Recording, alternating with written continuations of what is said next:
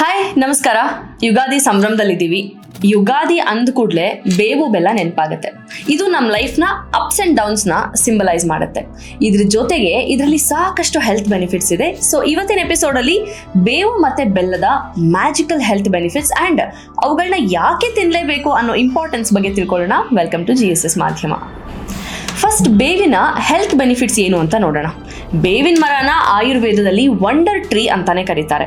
So ಇದರಲ್ಲಿ ಎಷ್ಟೆಲ್ಲ ಆರೋಗ್ಯದ ಪ್ರಯೋಜನಗಳಿರ್ಬೋದು ಅಂತ ಯೋಚನೆ ಮಾಡಿ. ಆಂಟಿ ಬ್ಯಾಕ್ಟೀರಿಯಲ್, ಆಂಟಿ ಫಂಗಲ್, ಆಂಟಿಸೆಪ್ಟಿಕ್ಗೆ ಬೆಸ್ಟ್ ಯಾವುದಾದ್ರೂ ಇದೆಯಾ ಅಂದ್ರೆ ಬೇವು ಅನ್ಬೋದು. ಸೊ ಇದರ ಹೆಲ್ತ್ ಬೆನಿಫಿಟ್ಸ್ನ ಒನ್ ಬೈ ಒನ್ ನೋಡ್ತಾ ಹೋಗೋಣ. ಬೇವು ಅಲ್ಟಿಮೇಟ್ ಬ್ಲಡ್ ಪ್ಯೂರಿಫೈಯರ್. ನಮ್ಮ ರಕ್ತ ಶುದ್ಧವಾಗಿದ್ರೆ ಅರ್ಧಕ್ಕರ್ಧ ಆರೋಗ್ಯ ಗೆದ್ವಿ ಅಂತ ಅರ್ಥ.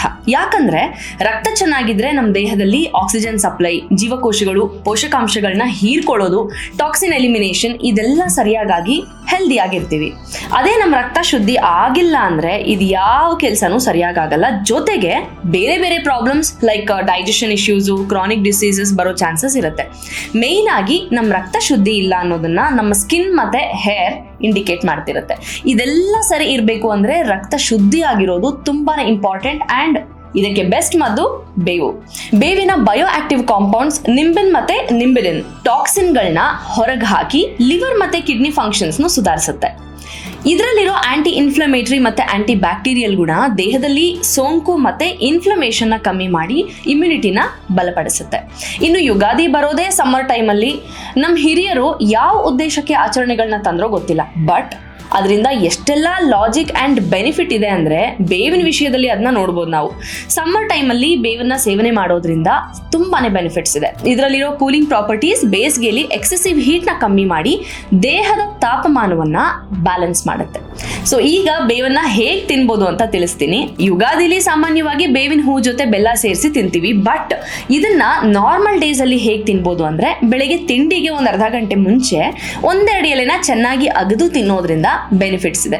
ಈ ತರ ಒಂದು 5 ದಿನ ಮಾಡಿದ್ರೆ ಸಾಕು. ಆಮೇಲೆ ಒಂದು 2 ವಾರ ಗ್ಯಾಪ್ ಕೊಟ್ಟು ಮತ್ತೆ ತಿನ್ಬೋದು. ಬಟ್ ಕಾಷನ್ ಕಡೆ ಗಮನ ಇರಲಿ. ಬೇವಾದ್ಮೇಲೆ ಬೆಲ್ಲನ ಮರೆಯಕ್ಕಾಗತ್ತಾ? ಬೆಲ್ಲದಲ್ಲೂ ಕೂಡ ತುಂಬಾನೇ ಹೆಲ್ತ್ ಬೆನಿಫಿಟ್ಸ್ ಇದೆ. ಬೆಲ್ಲದಲ್ಲಿ ನಮ್ಮ ದೇಹಕ್ಕೆ ಬೇಕಿರೋ ಎಸೆನ್ಷಿಯಲ್ ಮಿನರಲ್ಸ್ ಮತ್ತೆ ವೈಟಮಿನ್ಸ್ ಇದೆ. ಐರನ್ ಮತ್ತೆ ಫೋಲೇಟ್ ಕೂಡ ಇದರಲ್ಲಿ ಇರೋದ್ರಿಂದ ಹಿಮೋಗ್ಲೋಬಿನ್ ಲೆವೆಲ್ಸ್ ನ ಬೂಸ್ಟ್ ಮಾಡಿ ಅನಿಮಿಯಾನ ಪ್ರಿವೆಂಟ್ ಮಾಡುತ್ತೆ. ಒಂದ್ ಕಡೆ ಬೇವು ರಕ್ತನ ಶುದ್ಧಿ ಮಾಡಿದ್ರೆ ಬೆಲ್ಲ ರಕ್ತನ ವೃದ್ಧಿಸುತ್ತೆ. ಎರಡು ಕೂಡ ಇಂಪಾರ್ಟೆಂಟ್ ಆಗಿ ಬೇಕಿರೋದು. ಸೊ ಯುಗಾದಿ ಆಚರಣೆಯಿಂದ ನಮ್ಮ ರಕ್ತಕ್ಕೆ ಬೆಸ್ಟ್ ಮದ್ದು ಸಿಗ್ತಾ ಇದೆ. ಇನ್ನು ಸಮ್ಮರ್ ಅಲ್ಲಿ ನಾವು ಬೆವರೋದ್ರಿಂದ ಸೋಡಿಯಂ, ಪೊಟ್ಯಾಷಿಯಂ, ಮ್ಯಾಗ್ನೀಷಿಯಂ ಲಾಸ್ ಆಗೋ ಚಾನ್ಸಸ್ ಇರುತ್ತೆ. ಡಿಹೈಡ್ರೇಷನ್, ಸುಸ್ತು, ಮಸಲ್ ಪೈನ್ ಕೂಡ ಇದರಿಂದ ಆಗ್ಬೋದು. ಸೊ ಬೆಲ್ಲದಲ್ಲಿ ಹೈ ಪೊಟ್ಯಾಷಿಯಂ ಕಂಟೆಂಟ್ ಇರೋದ್ರಿಂದ ಇದು ಎಲೆಕ್ಟ್ರೋಲೈಟ್ ನ ಬ್ಯಾಲೆನ್ಸ್ ಮಾಡಿ ಬಾಡಿನ ಹೈಡ್ರೇಟೆಡ್ ಆಗಿಡುತ್ತೆ. ಇಷ್ಟೇ ಅಲ್ಲ, ಬೆಲ್ಲ ಡೈಜೆಸ್ಟಿವ್ ಎನ್ಸೈಮ್ಸ್ ನ ಸ್ಟಿಮ್ಯುಲೇಟ್ ಮಾಡಿ ಡೈಜೆಷನ್ ನ ಇಂಪ್ರೂವ್ ಮಾಡುತ್ತೆ. ಇದರಿಂದ ಆಸಿಡಿಟಿ ಕಂಟ್ರೋಲ್ ಆಗುತ್ತೆ. ಇದರಲ್ಲಿ ಜಿಂಕು, ಸೆಲೆನಿಯಂ ಸೇರಿ ಬೇರೆ ಬೇರೆ ಆಂಟಿ ಆಕ್ಸಿಡೆಂಟ್ಸ್ ಇರೋದ್ರಿಂದ ಇನ್ಫೆಕ್ಷನ್ ವಿರುದ್ಧ ಕೂಡ ಫೈಟ್ ಮಾಡುತ್ತೆ, ಇಮ್ಯುನಿಟಿನ ಬೂಸ್ಟ್ ಮಾಡುತ್ತೆ. ಈಗ ಬೇಸಿಗೆ ಟೈಮಲ್ಲಿ ಪಾನಕ, ಜ್ಯೂಸು ಅಂತ ಮಾಡ್ಕೊಂಡು ಕುಡಿಯೋದು ಜಾಸ್ತಿ. ಸೊ ಇದನ್ನೆಲ್ಲ ಮಾಡುವಾಗ ಬೆಲ್ಲನ ಆಡ್ ಮಾಡ್ಕೊಳ್ಳಿ. ಹೊಸ ಸಂವತ್ಸರ ಶುರುವಾಗ್ತಿದೆ. ಈ ಹೊಸ ವರ್ಷದಲ್ಲಿ ನಿಮ್ಮ ಫಸ್ಟ್ ಪ್ರಿಯಾರಿಟಿ ನಿಮ್ಮ ಹೆಲ್ತ್ ಆಗಿರ್ಲಿ. ಅದನ್ನ ಬೇವು ಬೆಲ್ಲ ತಿನ್ನೋದ್ರ ಮೂಲಕನೇ ಶುರು ಮಾಡಿ. ಯುಗಾದಿಯ ಶುಭಾಶಯಗಳು. ಇದೇ ರೀತಿ ಮತ್ತಷ್ಟು ಹೆಲ್ತ್ ಟಿಪ್ಸ್ಗೆ ನೋಡ್ತಾ ಇರಿ GSS ಮಾಧ್ಯಮ, ಕನ್ನಡದ best health and wellness channel.